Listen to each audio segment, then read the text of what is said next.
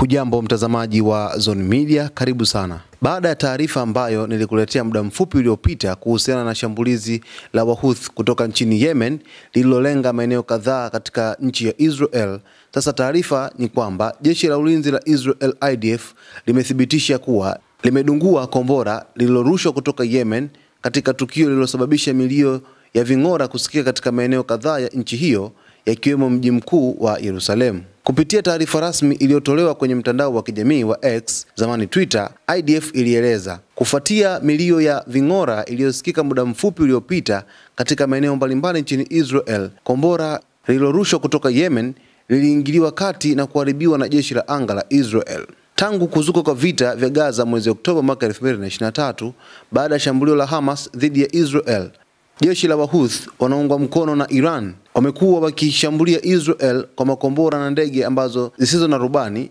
wakisema kuwa mashambulizi hayo ni jibu kwa ukandamizaji wa Palestina. Mnamo Jumamosi iliyopita, kundi hilo la Wahouthi lilidai kupeleka kombora la masafa marefu kuelekea Israel kama hatua ya kulipiza kisasi kwa jinsi wa Palestina wanavyotendewa katika ukanda wa Gaza. Mbali na kushambulia Israel, Wahouthi wamekuwa wakilenga pia meli za kibiashara katika Bahari Nyekundu na Ghuba ya Aden, wakilenga kusababisha shinikizo la mataifa magharibi na kuathiri maslahi ya Israel.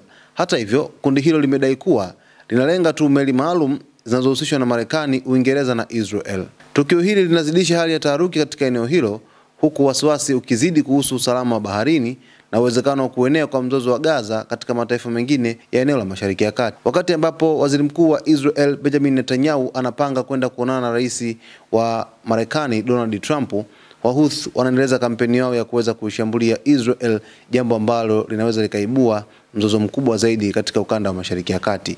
Hii ni Zone Media, jina langu naitwa Victor Moshi.